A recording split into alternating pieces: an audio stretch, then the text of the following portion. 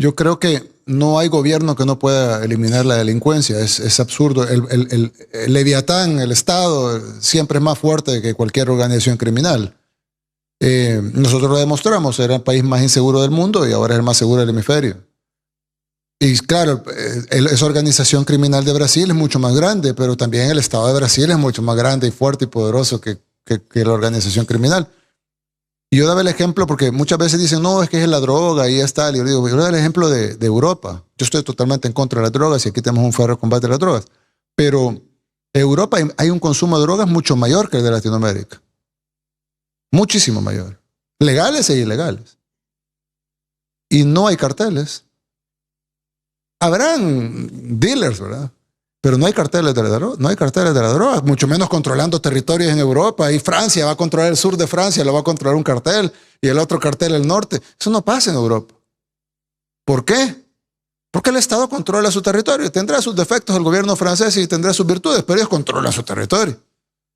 Y aquí en Latinoamérica no. No podemos controlar el territorio. Tenemos que dejarle esa zona a los carteles, la otra zona a la organización criminal, la otra los barrios a las pandillas. No puede ser. Algo tiene que estar mal. No puede ser que países saturadísimos de gente como la India o China tienen controlado su territorio. Países modernos como Europa Occidental tienen controlado su territorio. Estados Unidos, que es un país con mucha criminalidad, un país con muchos problemas de drogadicción, de pobreza, etcétera, no tiene un tan solo milímetro controlado por un cartel. No ves si no, es que el cartel controla el South Dakota, ¿verdad? O sea, no hay nada de eso. No, ¿por qué en los 50 estados de los Estados Unidos con problemas? Porque Estados Unidos está lejos de ser la sociedad ejemplo, ¿verdad? Pero ¿por qué no hay ningún estado de los Estados Unidos, de los 50 estados, que esté controlado por un cartel? O Canadá, que el 80% está deshabitado. Que lo que pasa es que en Brasil tenemos la selva. Canadá tiene territorios impenetrables, que no se puede pasar, tundra y de todo. Y no hay nadie que controle un pedacito no hay una organización criminal que nosotros controlamos esta esquinita de Canadá. Sería impensable. Inmediatamente llegaría el ejército canadiense y lo sacaría de ahí. Y aquí en Latinoamérica controlan sectores grandes de México, controlan sectores grandes de Colombia, controlan sectores grandes de Brasil. Y ¿cómo es posible que una organización criminal se puede agenciar un territorio entero y el gobierno no los puede sacar? Porque están en el gobierno. Por eso. Entonces, definitivamente, pero parte de todo porque obviamente solucionar está la teoría y la ejecución. La ejecución tendrá sus complejidades. Pero principalmente hay que partir de la teoría, y es que no hay estado que no pueda eliminar la delincuencia. Mientras México ardía ese domingo por la mañana, mientras los videos de camionetas en llamas inundaban las redes sociales, mientras millones de personas se preguntaban qué había pasado realmente con el Mencho en Tapalpa, un discurso empezó a circular por toda América Latina, silencioso al principio, luego imparable, y las palabras que contenía eran tan simples, tan directas, y tan incómodas que nadie pudo ignorarlas. Las dijo Nayib Bukele, presidente de El Salvador, el político más polémico del continente, y dijo esto: no hay gobierno que no pueda eliminar la delincuencia. El Estado siempre es más fuerte que cualquier organización criminal. Esa frase sola encendió la conversación en toda la región, pero lo que vino después fue aún más fuerte. Para entender por qué esas palabras pegaron tan duro, primero hay que entender de dónde vienen. Bukele no habla desde la teoría, habla desde la experiencia. Habla desde un país que hasta hace pocos años era considerado uno de los más violentos del mundo entero. Un país donde salir a la calle era jugarse la vida, donde las maras controlaban colonias enteras, donde el Estado había perdido territorios completos frente al crimen organizado. Ese país era El Salvador. Y ese mismo país hoy presume cifras que hace 10 años habrían parecido imposibles. Reducciones históricas en homicidios, calles que recuperaron vida, familias que recuperaron la libertad de moverse sin miedo. ¿Cómo? Según Bukele, la respuesta es simple, dolorosamente simple. El Estado decidió actuar, pero el mensaje que lanzó esta vez no era solo sobre El Salvador, era sobre toda América Latina, era sobre México, era sobre Colombia, era sobre Brasil. Era sobre cada país de la región donde el crimen organizado lleva décadas haciendo lo que le viene en gana. Y la premisa central de su argumento es esta: Si el Estado no controla su territorio, no es porque no pueda, es porque algo está fallando, en la voluntad, en la estructura o en algo que nadie quiere nombrar en voz alta. Porque Bukele plantea algo que suena escandaloso hasta que te pones a pensarlo en serio. El Estado siempre tiene más recursos que cualquier cártel, siempre tiene más fuerza, más inteligencia, más capacidad logística, más dinero, más personas, más poder legal. Entonces, ¿cómo es posible que en pleno siglo XXI existan regiones completas de América Latina donde quien manda no es el gobierno, sino una organización criminal? Esa es la pregunta que Bukele pone sobre la mesa. Y no la deja caer fácil. Para sostener su argumento, hizo algo inteligente. Miró hacia afuera, hacia lugares donde el problema no existe de la misma manera. Y preguntó por qué. Europa, un continente con consumo de drogas igual o mayor que América Latina, con mercado, con demanda, con pobreza en ciertas regiones, con desigualdad social, pero sin cárteles controlando ciudades, sin organizaciones armadas gobernando territorios completos, sin un grupo que controle el sur de Francia y otro el norte de Italia. ¿Por qué? Porque el Estado europeo controla su territorio. Puede tener 1000 problemas, puede tener corrupción, puede tener burocracia, puede tener conflictos políticos. Pero el control territorial no está en manos del crimen organizado. Y lo mismo aplica para Estados Unidos, un país con consumo masivo de drogas, con pobreza, con desigualdad, con violencia urbana en muchas de sus ciudades. Pero en ninguno de sus 50 estados existe un cártel que gobierne un pedazo del territorio como propio. No hay un grupo armado administrando Texas como si fuera su feudo privado. No hay una organización criminal que le diga al gobernador de California qué puede y qué no puede hacer. Y si alguien lo intentara, dice Bukele, el Estado actuaría de inmediato, sin negociar, sin dudar, sin esperar.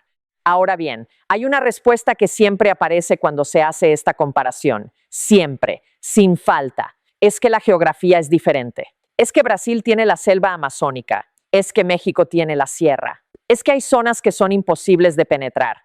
Y Bukele la destruye con una sola observación. Canadá tiene tundras, enormes, inhóspitas, prácticamente inaccesibles. India tiene más de 1.400 millones de personas distribuidas en un territorio con una complejidad geográfica y social que desafía cualquier sistema de gobierno. China tiene desiertos, montañas, selvas y una población que supera todo lo imaginable.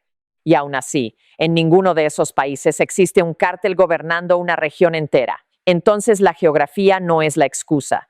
Nunca lo fue. Para Bukele, el problema no es la capacidad del Estado, es la decisión de usarla. Y aquí es donde llega la parte más incómoda de todo su discurso, la parte que más molesta, la parte que más se comparte y más se debate. Bukele afirma que si una organización criminal controla territorio, es porque en algún punto del gobierno existe protección, complicidad, no necesariamente de todos, no necesariamente en todos los niveles, pero sí en los sectores clave, en los que importan, en los que permiten que las cosas sucedan o deciden mirar hacia otro lado, porque insiste en algo que es difícil de rebatir con honestidad. No existe ningún grupo criminal en el mundo que tenga más poder real que el aparato completo de un Estado funcionando a plena capacidad. Ninguno. Entonces, cuando un cártel opera con libertad, cuando controla carreteras, cuando cobra cuotas, cuando impone toques de queda en colonias enteras, cuando responde a un operativo federal, bloqueando estados completos un domingo por la mañana, algo más está pasando. Y todos lo saben, aunque pocos se atrevan a decirlo. Ahora bien, Bukele tampoco pretende que todo sea blanco o negro. Reconoce que entre la teoría y la ejecución hay una distancia enorme, que combatir estructuras criminales que llevan décadas enraizadas implica riesgos reales, políticos, económicos, sociales, implica enfrentamientos directos que cuestan vidas, implica presión internacional que no siempre va en la dirección correcta, implica decisiones que pueden costarle el capital político a cualquier gobierno que las tome, pero su postura no cambia. La delincuencia no es invencible. No es una fuerza sobrenatural que apareció de la nada y que no puede ser controlada. No es un fenómeno inevitable que hay que aprender a convivir con él como si fuera una enfermedad crónica sin cura. Es una estructura construida por seres humanos, con dinero, con armas, con influencia, pero una estructura al fin, y toda estructura puede ser desmontada. Sus palabras adquieren un peso completamente diferente cuando se ponen en contexto con lo que acababa de ocurrir en México ese mismo domingo. Un operativo federal contra el líder del CJNG en Tapalpa. 3 horas de enfrentamiento, helicópteros, ráfagas de ametralladora y la respuesta del cártel.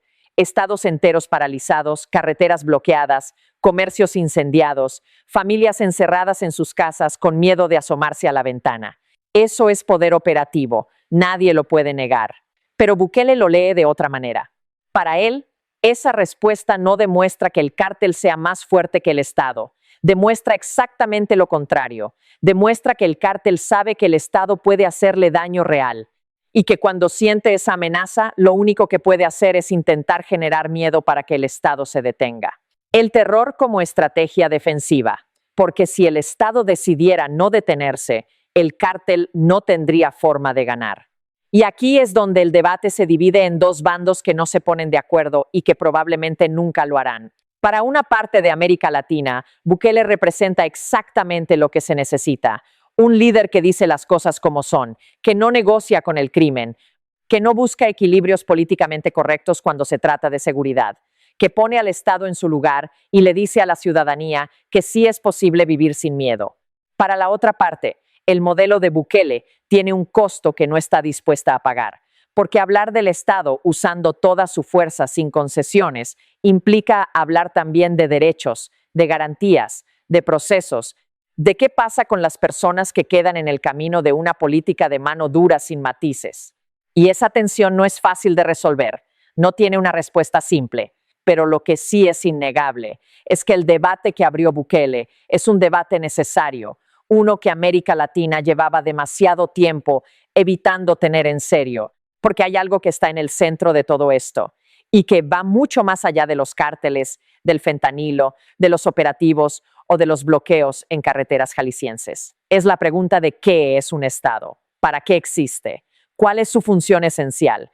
Y la respuesta más básica, la que todos los filósofos políticos desde hace siglos han dado de una manera u otra, es esta. El Estado existe para garantizar el orden dentro de su territorio, para tener el monopolio legítimo de la fuerza, para ser el único actor que puede ejercer violencia de manera legal y regulada.